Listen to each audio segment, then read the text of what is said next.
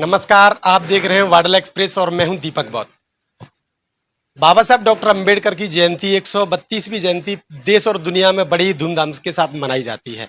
मुरैना में भी यह कार्यक्रम बड़ी ही धूमधाम से मनाया गया। लाखों की संख्या में लोग शामिल हुए।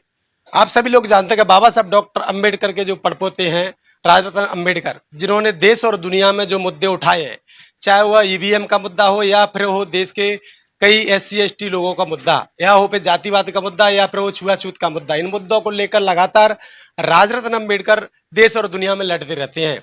चाहे वो यूएसए हो या हो फिर ऑस्ट्रेलिया, जहां भी जाते हैं वहां पर बाबा साहब डॉक्टर अंबेडकर की बात करते हैं। उनकी गाड़ी भी आप सभी लोगों ने देखी होगी, उनकी गाड़ी पे भी जो नंबर है वो बाबा साहब डॉक्टर अंबेडकर का नंबर है। आप सभी जानते हैं कि राजरत्न अंबेडकर को देश और दुनिया के सभी लोग जानते हैं।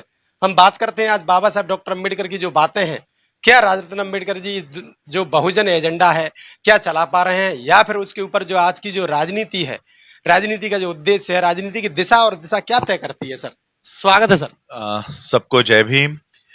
देखिए, आज देश की जो राजनीति है, देखो अब आपने कहा कि हम ये मुद्दे तो उठाते हैं, लेकिन सही मायने में देश का संविधान या चलाने की जिम्मेदारी, इम्प्लीमेंटेशन ऑफ कॉन्स्टिट्यूशन, ये संसद से होता है। अब संसद में मैं अकेला भी गया तब भी मैं कुछ नहीं कर पाऊंगा। 538 मेंबर्स की संसद है, उसके ऊपर से राज्यसभा है। एक अकेला आदमी उसमें जाके इन लोगों को नहीं रोक पाएगा। आज पूरी तरह से आरएसएस का कब्जा संसद पे हो चुका है। आज देख रहे हैं हम लोग, जिस संसद में से कानून बनने चाहिए वहां से जय श्री राम के नारे लग रहे हैं, वहां से हिंदुत्व की बातें हो रही है, हिंदू राष्ट्र का एजेंडा रखा जा रहा है, जबकि संविधान एक सेक्युलर कॉन्स्टिट्यूशन दे रहा है। सेक्युलरिज्म का मतलब ये नहीं होता है कि ये देश किसी एक धर्म का होगा।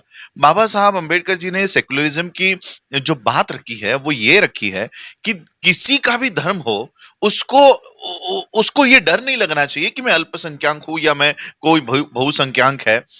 सेकुलरिज्म का यही एजेंडा है कि देश का कोई धर्म नहीं होगा, देश का एक ही धर्म होगा, संविधान होगा, और देश के जो लोग चलाने वाले हैं, देश को चलाने वाले हैं, वो धर्म निरपेक्ष होकर बात रखेंगे। अब जब हमने सीए एनआरसी देखा, सीए एनआरसी इस देश के होम मिनिस्टर कहते हैं कि हम आने वाले समय में इस देश के लोगों को सिटीजनशिप, नागरिकता, उनका धर्म देख के देंगे करके। तो ये कहीं ना कहीं सेक्युलरिज्म को, डेमोक्रेसी को, लोकतंत्र को और कॉन्स्टिट्यूशन को खतरा संसद के अंदर से हो रहा है। सीए एनआरसी के ऊपर कोई डिस्कशन नहीं हुआ, बिल पास हो गया, एक्ट बन गया। फार्मर्स जो आज हम लोग देखे 1 से 1.5 साल तक वो लोग आंदोलन करते हुए बैठे थे, उनके ऊपर कोई डिस्कशन नहीं हुआ और सीधा कानून पास हो गया। ये सिर्फ ये 4-5 परिवार के लिए ये पूरा संसद काम कर रहा है। अदानी, इस देश का जीडीपी जब -32 पे था, तब अडानी जैसा एक उद्योजक, जो अगर भारत की इकोनॉमी गिर रही है तो उसकी भी इकोनॉमी गिरनी चाहिए थी, लेकिन वो 7th नंबर से उठ के 2nd रिचेस्ट पे पहुंच जाता है। यानी आपको समझ में आना चाहिए, देश खाई में जा रहा है, अडानी ऊपर जा रहा है, अंबानी ऊपर जा रहा है। तो ये पूरी संसद, पूरी राज्यसभा, पूरी जुडिशरी कहीं ना कहीं ये 4-5 परिवार के लिए काम कर रही है। दूसरा प्रश्न मेरा यह है कि जिस प्रकार से पार्टियां जो एक धर्म को लेकर राजनीति कर रही है, बाकी अन्य जो पार्टियां हैं उनके लिए बचा क्या है? वो किस पर राजनीति करके इनको भी धर्म का रास्ता अपनाना चाहिए। देखिए, पहली बात तो मैं बाबा साहब का ही कोट करूंगा, जिस दिन आप धर्म के ऊपर वोट मांगोगे उस दिन लोकतंत्र है खतरे में आ जाएगा। हमको राजनीति को, धर्म का मुद्दा, धर्म का आंकड़ा नहीं है। यहां पर कोई हिंदू महासभा तो नहीं लड़ रही है ना। संसद के अंदर जो बैठे हुए हैं वो पार्टी के लोग हैं।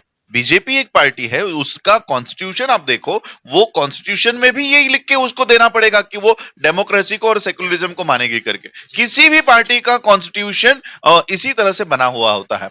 और ये आज जो ये लोग धर्म की बात कर रहे हैं, हम लोगों को, विपक्ष के लोगों को यही करना होगा कि किस तरह से इकोनॉमी आज भारत की गिर रही है, बेरोजगारी के मुद्दे को लेना होगा, करप्शन के मुद्दों को लेना होगा। इन मुद्दों के ऊपर देश के चुनाव होने चाहिए। लेकिन देश के चुनाव किसके वजह से हो रहा है, किस ऊपर हो रहा है? राम मंदिर किसने बनाया? सीएनआरसी किसने लाया? ये इन मुद्दों के ऊपर आज वोट मांगे जा रहे हैं, धर्म के ऊपर वोट मांगे जा रहे हैं, राम के नाम के ऊपर वोट मांगे जा रहे हैं। मैं तो समझता हूं इन लोगों ने, बीजेपी ने सबसे ज्यादा मिसयूज राम के नाम का किया होगा और सिर्फ पॉलिटिक्स में ही उनको याद किया जाता है। तो कहीं ना कहीं हम लोगों को ये मुद्दों को छोड़कर सही में आज लोगों को पूछना चाहिए कि आपके पिछले भाषण में आप 15-15 लाख रुपए देने की बात कर रहे थे, वो कहाँ है? आप पिछले भाषण में आप सबको बेरोजगारों को रोजगार देने की बात कर रहे थे, रोजगार कहाँ है?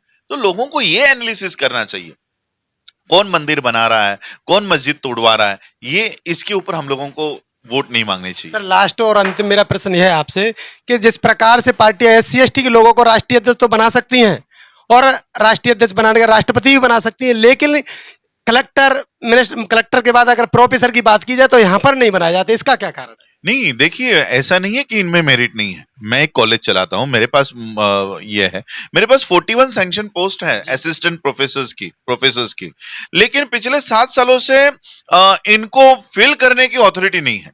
आज 41 पोस्ट से मैं 5 पोस्ट पे आ गया हूं, 36 पोस्ट हमारी खाली है, तो वो रिक्त जगहों को भरने के लिए अनुमति नहीं मिल रही है।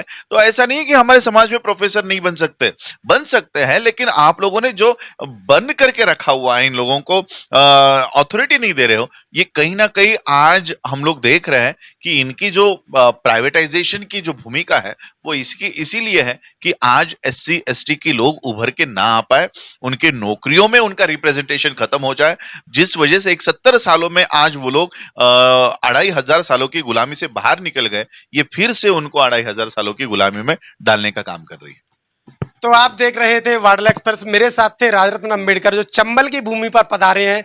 चंबल यानी जो कि एक गढ़ माना जाता है, बागियों का गढ़, उस गढ़ में आज पधारे हैं और इस पर मैं आपका स्वागत भी करता हूं कि आप इस भूमि पर आए। आपका बहुत बहुत धन्यवाद सर।